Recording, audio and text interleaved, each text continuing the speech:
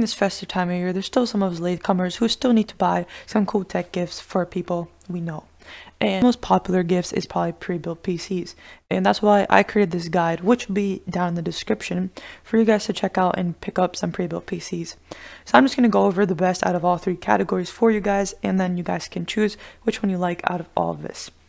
So to begin with, we have the budget category, obviously from 1,000 to 1,100. And in that, probably the best one in the budget category is probably the iBuyPower Trace MR Gaming Desktop. So this one has the 10th gen Intel i7 chip, has 16 GB of memory, and has an NVIDIA GeForce GTX 1660 Ti with 6 GB of GDDR6 memory. Yes, that's a mouthful, but you know, it's pretty good. It has a lot of storage, 1 TB hard drive and 480 GB SSD, so that's good enough to store all those questionable files. And if you guys are wondering, iBuyPower is a pretty good brand. I had one of their pre-builds before, and I could run Fortnite, I know that's all you guys care about, for 180 FPS at 1440p. But keep in mind that's a 2060 Super, but a 1660 Ti is comparable.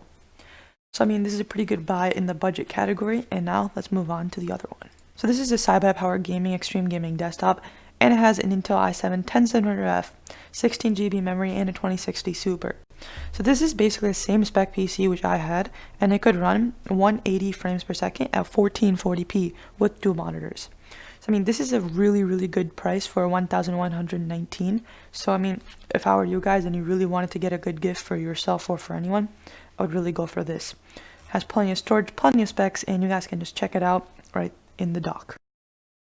But not least, we have a selection for the high-end PCs, and this is obviously going to go to the iBuyPower Gaming Supreme Gaming Desktop. So this is the only one in my dock that has a next-gen GPU in my entire document, which has a next-gen GPU, which in this case is a 3070.